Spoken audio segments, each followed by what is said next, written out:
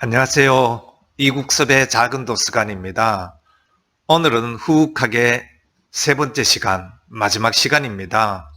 후욱학으로 오늘날 전개되는 상황들의 예시를 살펴보도록 하겠습니다. 사람들은 이 책의 저자가 주장한 후욱에 대하여 다소 부정적인 견해를 가질 수도 있겠지만 어떤 사람들은 의사결정을 할 때 후욱의 자세가 옳음이라는 가치보다는 비용이 감내할 수 있는 수준이라면 사용을 할 것입니다. 이러한 프레임으로 요즘 심각하게 자주 언급이 되는 미국과 중국의 무역 전쟁을 살펴보면 흥미로운 통찰력을 느낄 수 있을 것입니다.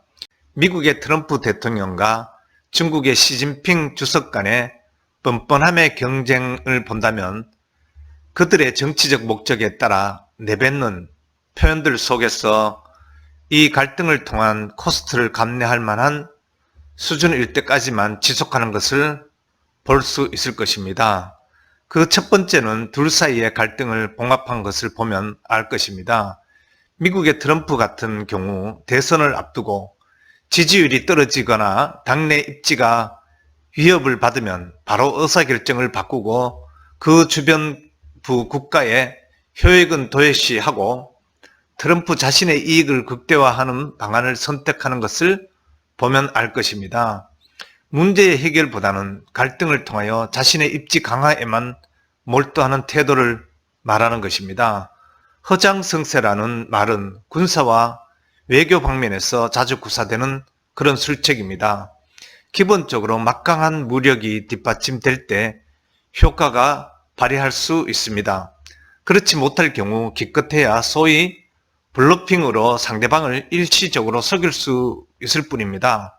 블러핑은 일시적으로 상대방으로 하여금 전면 승부로 착각하게 만들 수는 있습니다. 하지만 이를 계속해서 구사할 경우 오히려 자신의 허약한 패를 상대방에게 읽혀서 낭패를 당할 소지가 크게 될 수 있습니다.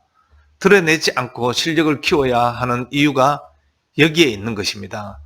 그게 바로 칼날의 빛을 칼집에 감추고 실력을 기르는 뜻의 사자성어인 도광양회입니다. 세계 최빈국 중의 하나였던 중국이 해방 30년 만에 G2 국가로 우뚝 선 비결이기도 합니다. 한편 난득호도, 즉 똑똑함을 감추고 바보처럼 처신하는 것이 진짜 똑똑하다라는 난득호도 수준에 이른 미국 대통령 버락 오바마의 후훅 행보도 있습니다. 오바마 대통령은 중국에 도착하자마자 원자바오 총리와 악수할 때 고개를 45도가량 숙였습니다. 반면에 원자바오는 목을 꼿꼿이 세우고 그를 맞이했습니다. 원자바오는 제2의 주운내라는 칭송을 들을 정도로 서민적이고 겸손한 사람입니다. 그가 목을 세운 것은 중국인들의 자존심을 북돋워주기 위한 몸집이라고 볼 수 있습니다. 그러나 원자바오는 오바마의 후훅소셈을 제대로 읽지 못한 것입니다. 당시에 오바마는 자신의 몸을 한껏 낮춰 이같이 말했습니다. 미국 경제는 중국 덕분에 살아가고 있습니다. 여기서 한때 세계를 호령했던 유일무이한 슈퍼파워, 미국의 자존심은 찾을 길이 없었습니다.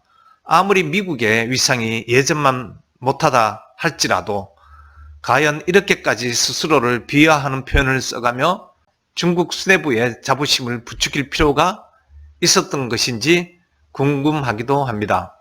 아직도 미국을 유일무이한 슈퍼파워로 여기고 있는 미국인의 자존심에 커다란 상처를 입힌 것은 말할 것도 없을 것입니다. 그러나 그의 이런 행보는 치밀한 계산 끝에 나온 고단수의 술책이었습니다.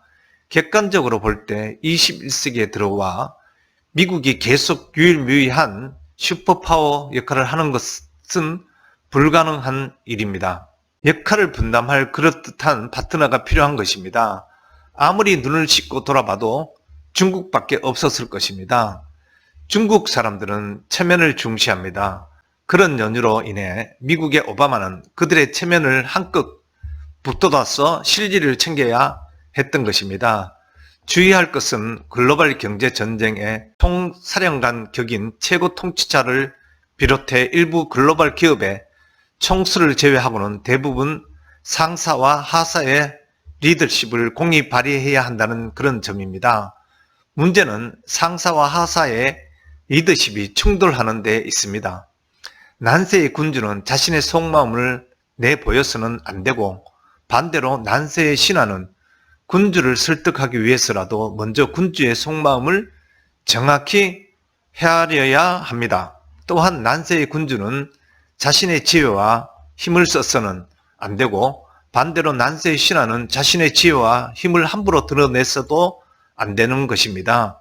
그렇다면 정부와 기업의 최고 통치권자와 글로벌 기업의 총수 밑에 있는 층층시야의 수많은 간부들은 과연 어떤 리더십을 구사해야 하는 것일까요? 말할 것도 없이 하사의 리더십을 발휘해야 하는 것입니다. 그래야 총수의 신임을 바탕으로 자신의 지략과 소신을 펼칠 수 있고 휘하의 하사에게도 존경을 받을 수 있기 때문입니다. 이 책에서는 후흑의 전략을 9가지로 이야기하고 있습니다. 그 첫 번째로는 위기에서 빠져나갈 테러를 만들라고 합니다. 두 번째는 안윤부봉하되 영린을 조심하라고 합니다. 세 번째로는 호언장담으로 기선을 제압하라고 합니다. 네 번째로는 박수갈채를 자부심을 만족시켜야 한다고 하고, 다섯 번째로는 소매 바늘을 숨기고 때를 노릴 것을 말합니다. 여섯 번째는 비자금을 활동자금으로 활용하라고 합니다. 또한 일곱 번째는 사람을 가려 때에 맞게 칭찬하라고 합니다. 여덟 번째는 큰 인물을 포장해 신뢰하게끔 만들라고 합니다. 마지막 아홉 번째는 머거리 흉내로 속셈을 감추라고 합니다. 결국 이 책에서 이야기하는 중요 포인트는 왜 승리해야 하는가입니다. 단순히 사리사욕을 위해서 현실적인 승리만을 목표로 한다면 후흑이라는 것은 비열한 처세술에 불과할 것입니다. 그것은 주위에 피해를 주고 적을 만들어 결국에는 파멸에 이르게 됩니다. 따라서 후흑은 개인적 이익을 초월해서 반드시 세상을 구제하는 일에 사용해야 그 본연의 의미를 발휘하게 되는 것일 것입니다. 아마도 이러한 점을 이종호라는 이 책의 저자는 구국 후흑을 외치는 이유가 아닐까 싶습니다. 사실 후흑학은 도덕이나 명분에 연연하지 말고 면심을 강하게 단련하라고 주문을 합니다. 이를 통해 우리는 통상적인 도덕으로는 도저히 성취할 수 없는 고상한 공적 가치를 실현할 수 있다고 주장합니다. 섣부른 이상주의를 지향하고 현실주의적 접근을 통해 공익을 수호하고 확대할 것을 촉구한다고 보면 어떨까 생각이 됩니다. 오늘날 우리 한반도를 둘러싼 열강이나 북한은 한결같이 후흑에 익숙한 것 같습니다. 이에 반해 우리는 대체로 박백하기도 합니다. 더구나 우리 정부의 외교안보팀은 박백일색이라고 보여집니다. 국민을 상대로는 박백하면 좋겠습니다. 그러나 외교 무대상에 있어서는 국가는 국익을 우선하는 후흑을 염두해서 지닌다면 좋을 것 같습니다. 이것이 바로 지금 우리에게 혼란스러운 세상을 헤쳐나가는 길이 아닐까 여겨집니다. 이상으로 3부에 걸쳐서 후흑학에 관한 영상을 방송했습니다. 이상 후흑에 관한 영상을 마치도록 하겠습니다. 고맙습니다.